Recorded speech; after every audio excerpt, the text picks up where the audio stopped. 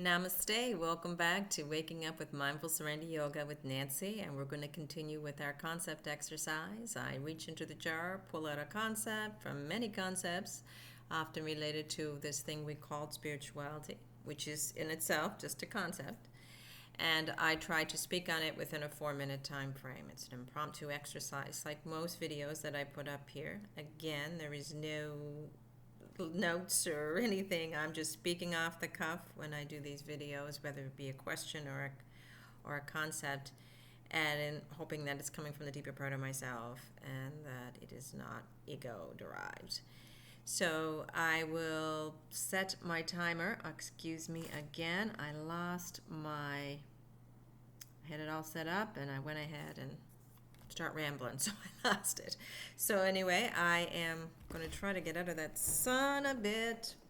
Beautiful, beautiful day out there. We had some snow after not expecting to have snow. We thought we were having an early spring, but as is the way in Atlantic Canada, we can have snow right up until June. So anyway, here we go. I am going to look at the question. Okay, and I am going to set my timer. First of all, take a deep breath. And that's just a physical cue to anchor me away from my mind that's wants to answer and go on like a monkey. So I am going to start. Here we go. Little self is the word that I chose, or the concept that I chose, little self. And what is the little self? Okay, as a yogi, we often see in the literature related to yogi, whether it comes from the Gita or yoga, whether from the Gita or the Upanishads or any of the other texts, the Pradipika or whatever, self is a large S. The inner self, the true self, the essence of who we truly are, is often written with a large S, and the lowercase s refers to the ego in many cases. So the ego, the little self, is the ego, is this idea we have of me. And it's what it's based around, this little. When it says little me, I'm referring to meanness.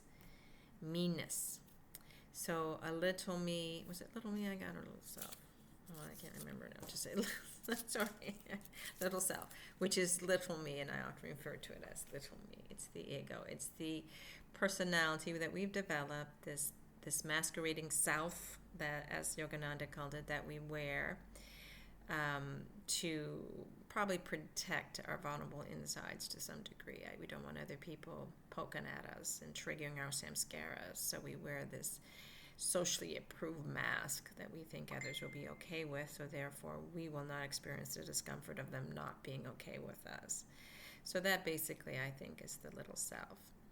It is the psyche, the personality, the ego, that part of our mind that is a self-concept. It is, and that's exactly what it is. It's just something we built and we created to show the world who we are. It is not who we are. In fact, it can get in the way of us experiencing the true self, of getting to know the true self, of touching the true self, because we put all our focus and our attention, this great field of consciousness that we are, this awareness that we are, onto this little self and all its dramas and its problems as it manipulates its way around the physical world.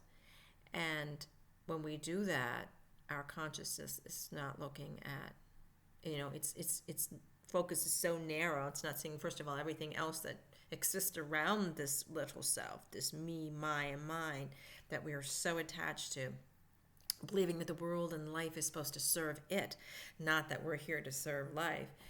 And so we're focusing on that. We don't recognize the things that are around it, the expansion of the world, that the universe is so grand, that there's trillions of galaxies, and we're in one small little salty planet amidst this grand universe. And on that, we're only taking a tiny little space on this planet that we're on. We neglect to see that and focus so much on this little me and what the little me needs that we neglect being a true participant in this life and in this universe and in this moment. And we fail to see that it is the self that is experiencing life through this little me, and that we're narrowing that amazing focus and awareness that we could have on something so limiting. So the little self is limiting. The little self is our ego self. It's in the way of us experiencing our true selves, the essence of who we truly are.